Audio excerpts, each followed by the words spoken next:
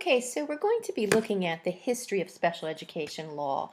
And of course, we can't cover all aspects of the history because it's I wouldn't say it's a lengthy history, relatively new, that we're really serving children with disabilities, but there's a lot involved. So we're going to be hitting upon those critical events.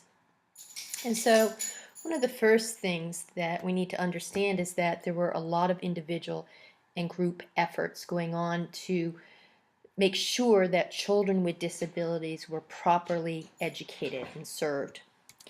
And so even though in terms of early development we had compulsory attendance laws in the United States for schooling, pretty much we know that for children with disabilities they were excluded early on.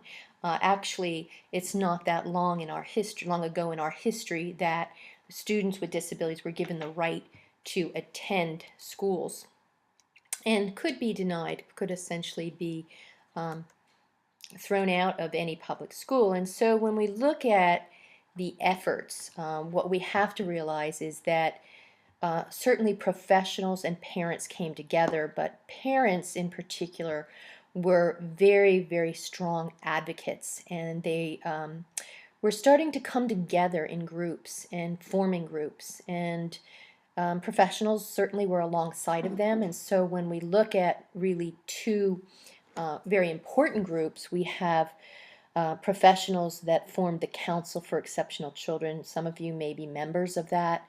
I certainly am. And that is the largest international professional organization for teachers of children with disabilities.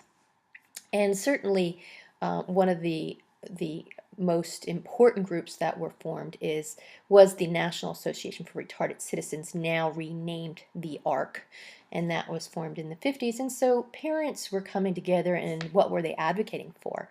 Well, they were advocating for the right as taxpayers and as concerned citizens and as parents of children that they loved and cared for, the right for their children to be educated. But alongside of that, they were advocating along with professionals for legislation. And so the second critical event that we address is legislation. And one of the most important pieces of legislation, although it was not really directed at all to children with disabilities, but was Brown versus Board of Education. And we know that that is a U.S. Supreme Court decision, so the highest court in our land decided Brown.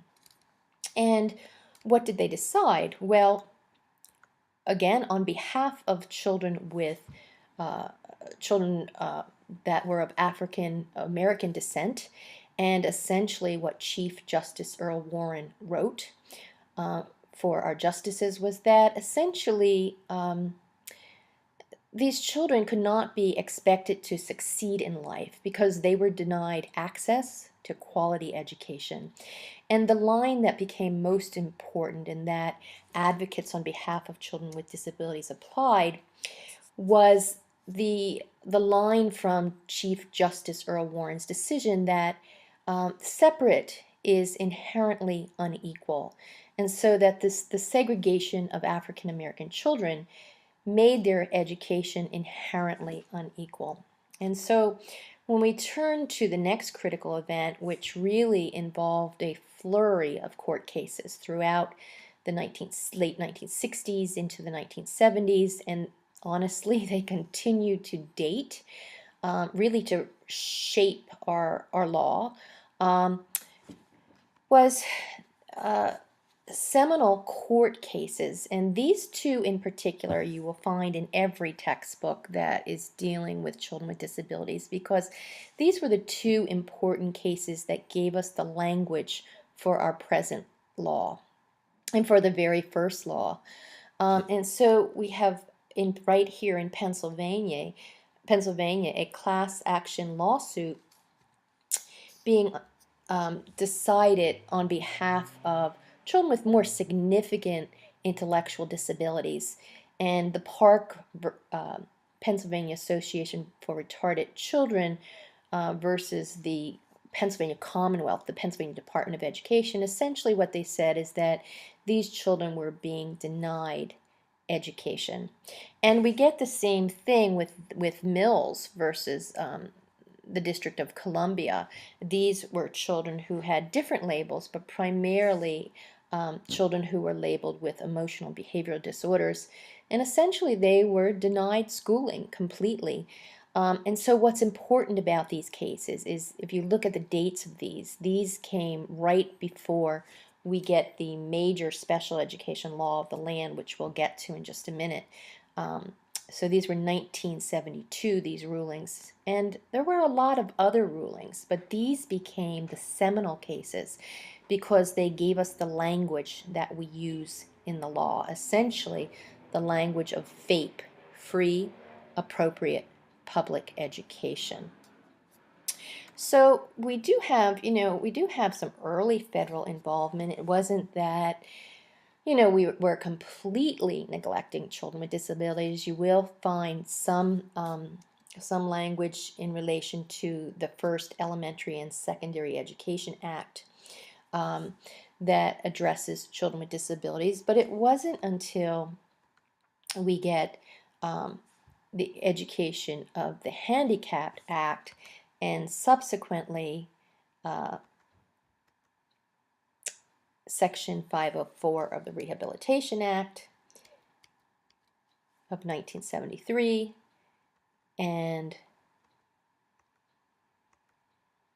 the Education Amendments of 1974, and I'm looking for the final one, the most important one, the Education for All Handicapped Children Act of 1975.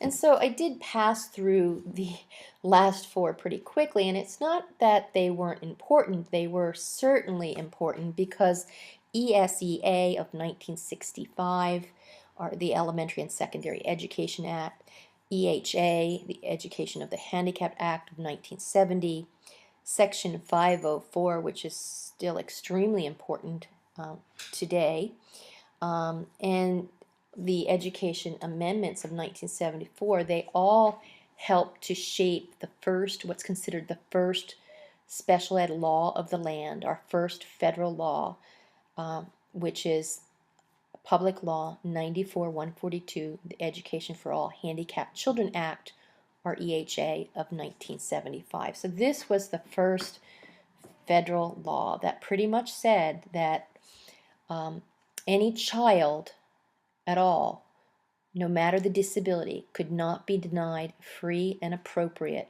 public education. And so from that law, we get the six most important principles. At the time, it was the six principles of EHA, but you see the title here. It says Six Principles of IDEA, or the Individuals with Disabilities Education Act. We're going to be coming back to these over and over again throughout the semester. But what's important about this is that from 1975 on to the present, these principles have remained in the law pretty much, I don't want to say completely unchanged, because some of the principles obviously with the reauthorizations of the law, and the law was reauthorized 4 times to date. So we have the Education for All Handicapped Children Act of 1975. It was reauthorized in 1990, and the name was changed to IDEA, Individuals with Disabilities Education Act. And then in 1997, it was reauthorized again. And then in 2004, it was reauthorized yet again. And that at that time, we changed the name of it again to the Individuals with Disabilities Education Improvement Act. But most of us still refer to it as IDEA. So the principles have remained pretty much the same, and those are zero reject, non-discriminatory evaluation, FAPE, or free appropriate public education, least restrictive environment, or LRE, procedural safeguards, which covers conflict resolution and due process, and parental participation. And so this law was to ensure access, okay, because children could have been denied access to public education and were being denied. Now, as I indicated, we've reauthorized a number of times. In 1986, which I didn't mention in the previous slide as a reauthorization, and that's really because um, we don't consider that a complete reauthorization. That actually was adding to the law in that we added the provisions to serve infants and toddlers. And so prior to 1986, we were providing FAPE, or free appropriate public education, to children ages 5 through 21. But after 1986, if states agreed to accept federal funds, they had to set up essentially a system of services and education for children ages 0 to 2 and children ages 3 to 5, so our infants and toddlers. So in 1990, again, we renamed the law to IDEA, and in 1997, we had a critical changes in the law, particularly around discipline.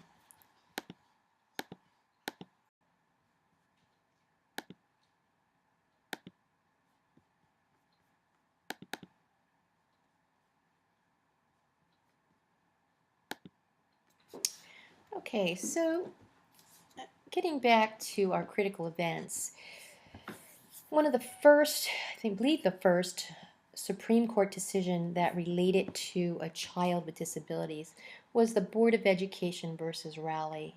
And this is a really important case, again, because it was one of the first. And what it involved was a child named Amy Rowley, who was deaf, and um, she actually could have been provided a more quality education if she was allowed to have an interpreter with her throughout the day. And essentially, Amy was able to read lips as well, and so she could succeed, I guess I'll say, succeed in school like an average child without an interpreter. However, with an interpreter, who knows how far she could have got. But it was an important case because, again, it was the first Supreme Court decision, and essentially it wasn't a decision that everyone would agree with because it offered us, in the decision that was written, it offered us some guidance in terms of how to proceed with situations like this. And essentially what the court asked was, has the state complied with the law? Have they complied with the law to be able to offer, the second point, a reasonably calculated IEP? So were they designing a program for the child such that the child could benefit? And essentially in the Raleigh case, they said that yes, the school district did provide a reasonably calculated IEP, and that Amy was benefiting, maybe not to the level her parents wanted her to, and so that they did not have to offer what they said in the case was a Cadillac, which they considered the best car, but they could offer a lesser um, education, such that maybe a Toyota like I drive, but there had to be some benefit, and so that's where the sticky point comes in, because how much benefit? But then we move on to some real changes in 1997 with the law. And essentially what was happening at the time was IDEA was really taking a strong look at special education and saying that, we're not seeing as much improvement overall. So we have this great law, but we're not seeing educational achievement of students with disabilities like we should. And they were considering such things as high school graduation, employment, etc. And so the next goal was to improve and increase educational achievement of students with disabilities. And that really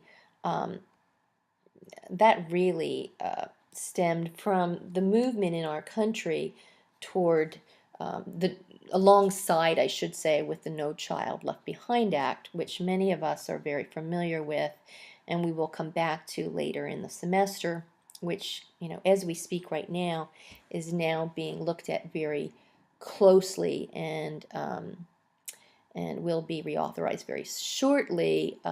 Essentially, our current president has signed into law, the Every Child Will Succeed Act at this point. But we're looking for a major, what many of us think will be a major overhaul of this particular law. But essentially what we have right now is that this law, as we know, focused very strongly on increasing the academic achievement of all students. And so our country was really looking at academic achievement very closely. And if you look at the language of this law, particularly point C, scientifically based instructional practices needed to be used in schools. We see the same language in the Individuals with Disabilities Education Act. And so, again, we have parallel things going on in our country in terms of these two important laws. You also see in No Child Left Behind Act a lot of language related to measurement, although we were always measuring children with disabilities goals and objectives. There's a much stronger push towards testing, of course, as we know, and proficiency and measurement. So again, push because of low academic achievement, push because of graduation rates, etc. So these are sweeping pieces of legislation and embracing science. And really there was a piece in it as well in terms of teacher preparation. So how are we preparing future teachers? And that will continue to be a great discussion. And NCLB, at the time the law was written, certainly we felt it was here to stay, and there are going to be aspects of it that are here to stay, but we are now looking towards the de-emphasis at some level, which we will find out within the next couple of years, but the de-emphasis of some of this testing going on. So essentially throughout the late 90s into 2000s, early 2000s, we're looking at revitalizing special education. So at first we needed to get the children into the school, and then we needed to make sure special ed was working. So in 2001, this President's Commission on Special Education really did their research and came up with some major findings and essentially these are what they found, is that the process and compliance are often placed above results. Okay, so we were more concerned with complying to the law and the process, but we were not really producing the results that were expected and wanted. We had what was called a wait to fail model, and so essentially what we want to do is we want to have a model such that we are not waiting till children fail, but we are immediately implementing intervention so that perhaps we can intervene and we will not have to place children in special ed. And so we see the response to intervention model stemming from this major finding. We have they found that there was a lack of curricula and approaches being used that were research-based. So essentially, we have the movement towards interventions that have to have been scientifically research-based, and by that we mean that they've been used with a lot of students, that they've been shown to be effective, and that they've been used for a period of time.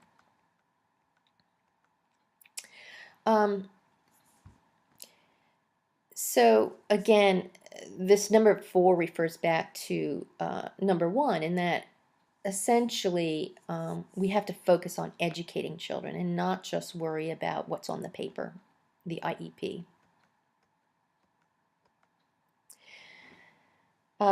So in terms of identification as well, this commission found that the way we were identifying labeling children lacked validity. Specifically, they looked at children who have been identified with learning disabilities, because really that has been over the years the largest proportion or percentage of children in special education, sometimes as high as 50% of all children that are on IEPs are labeled with learning disabilities. And so we really need to focus on valid ways to identify children and give them the proper supports. They found that the current system, again, this relates back to number 3, so they're repeating themselves a bit, but the current system does not always embrace evidence-based practices. And so their major recommendation certainly was focus on results, not only on process. So we have the process of special ed down pat pretty well. We know the timelines, we know that IEPs are annual, we know that it's important to how to convene an IEP meeting, and we have the timeline and the process down pat, even though sometimes it's not always implemented appropriately, but we need to focus on the results. Are children learning? We need to embrace this model of prevention, so this RTI model, and that has been springing up all over the country, and certainly in Pennsylvania we have great examples of RTI working, being implemented and working. And so we need to prevent special ed. We need to, but when necessary, we need to early identify, and then we need to make sure we're using scientifically based instruction.